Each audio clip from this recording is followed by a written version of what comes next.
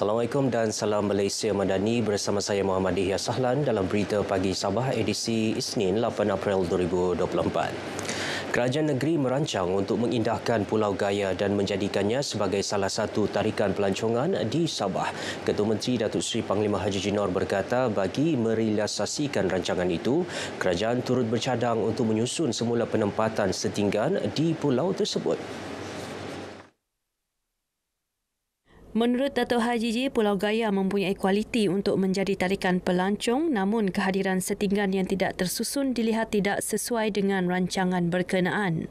Kerana kita mahu nampak Pulau Gaya ini cantik dan dijadikan pulau pelancongan. Sekarang banyak sudah resort ada di sini. Kita sudah ada perancangan untuk membina nanti rumah PPR di kawasan Sepanggar. Jadi insyaAllah kalau ada peruntukan kita akan bina dan tempatkan orang tempatan kita yang menjadi setinggan di Pulau Gaya ini ke sana. Dato' Haji Ji ditemui pemberita dalam program Kembara Kasih Ramadan di SK Pulau Gaya. Tambahnya, pejabat Parlimen Putatan turut merancang untuk membina sebuah klinik kesihatan di pulau berkenaan. Terdahulu, 350 penduduk menerima sumbangan wang tunai Aidilfitri dan 70 murid menerima bantuan yuran persekolahan berjumlah RM3,500. Ahli Jawatan Kuasa Kemajuan dan Keselamatan Kampung JKKK diingatkan supaya memastikan rakyat di akar umbi tidak mudah terpengaruh dengan sebarang tohmahan yang cuba memburuk-burukkan kerajaan. Sehubungan itu, mereka sebagai mata dan telinga kerajaan perlu mendedahkan dasar serta pembangunan yang dibawa kerajaan, khususnya inisiatif Hala 7 Sabah Maju Jaya SMJ. Pembantu Menteri kepada Ketua Menteri Datuk Ruslan Mohara menyatakan demikian dalam majlis penyerahan kunci Rumah Mesra SMJ dan penyerahan watikah pelantikan JKKK Dun Lumadan. Datuk Ruslan yang juga Adun Lumadan turut mengingatkan JKKK agar bertindak pantas dan proaktif terhadap setiap permasalahan penduduk di kawasan masing-masing. Sementara itu, Ahli Parlimen Sepitang Dato' Mat Bali Musa dalam ucapannya berkata, ahli JKKK perlu berkolaborasi dengan pelbagai pihak termasuk pejabat daerah agar permasalahan yang dihadapi penduduk dapat ditangani dengan berkesan.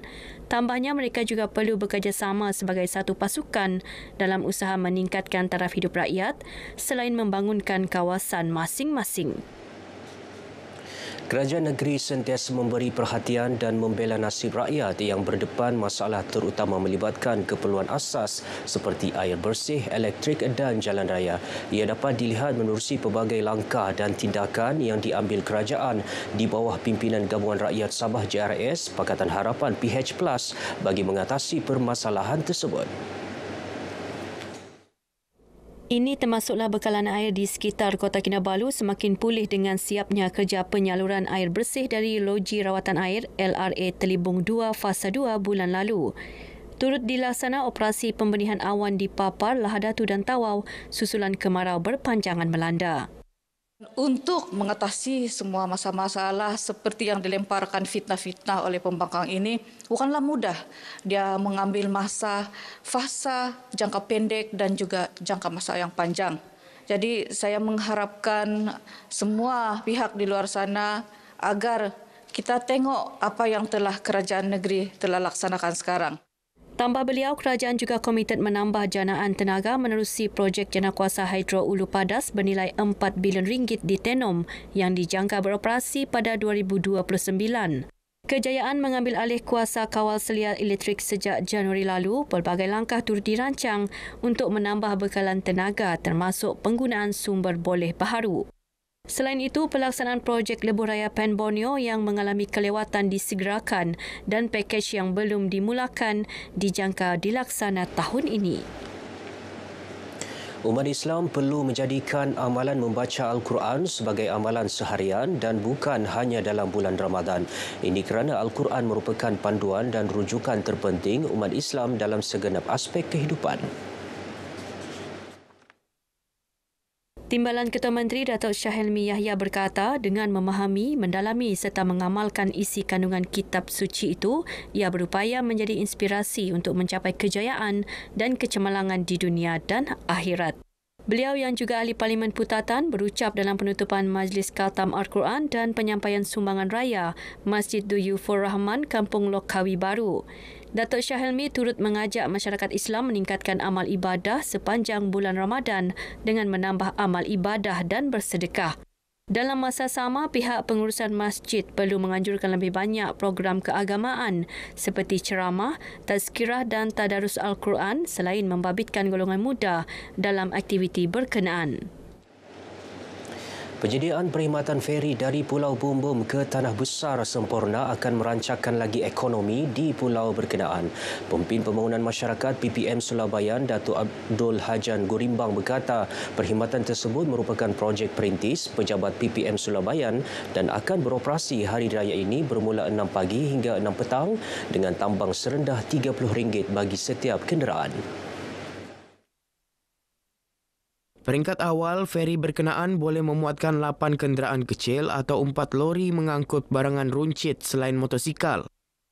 Kita telah menyediakan kemudahan bagi masyarakat Dun Sulabayan iaitu feri demi untuk menjalankan tugas dan untuk berulang-alik kepekaan sempurna. Jadi dengan adanya kemudahan ini rasanya bolehlah mengurangkan beban sebahagian penduduk di Pulau Bumbum ini untuk membawa hasil-hasil pertanian di samping usaha-usaha yang lain.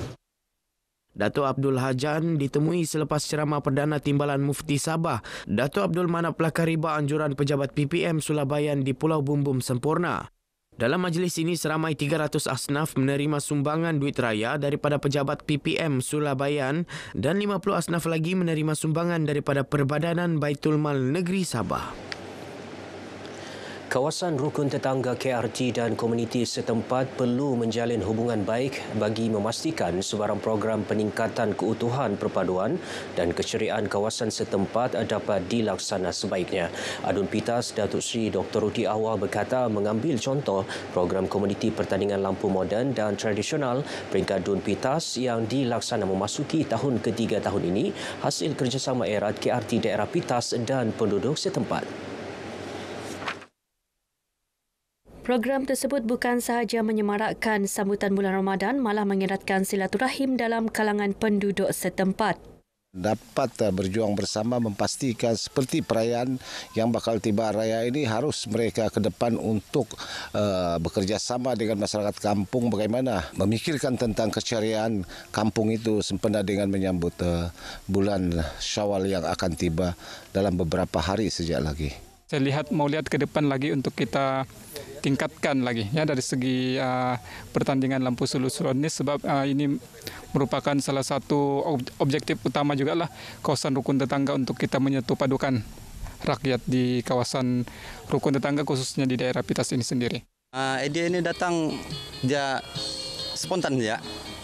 Kalau ada tema contoh sekarang ni bentuk kubah kita ikutlah tapi kita cari ide sendiri. Seorang warga emas lelaki melecur di bahagian tangan dalam kebakaran membabitkan 4 rumah di Jalan Bukit Vor, Kampung Linsuk Bersatu, Putatan petang semalam. Dalam kejadian itu, mangsa 63 tahun dan seorang lagi warga emas wanita yang pengsan dihantar ke Hospital Queen Elizabeth untuk rawatan lanjut. Penduduk terjejas kebakaran berkongsi detik cemas kejadian. Saya terus naik ke atas lah tengok apa yang tu. Ada bunyi macam pelik bunyi dah. Terus saya naik ke atas ada api marak sudah. Time kami di ruang tamu tu tengah tengok TV lah. Lepas tu TV tu tiba-tiba mati and then dia hidup balik. Selepas hidup balik tu ada letupan di atas rumah tu. Jadi bila adik saya berlari naik ke atas, dia teriak api sudah. Jadi kami bergegas keluar rumah lah. Jadi apa yang sempat saya ambil tu itu yang saya ambil lah, yang barang tersempat tu.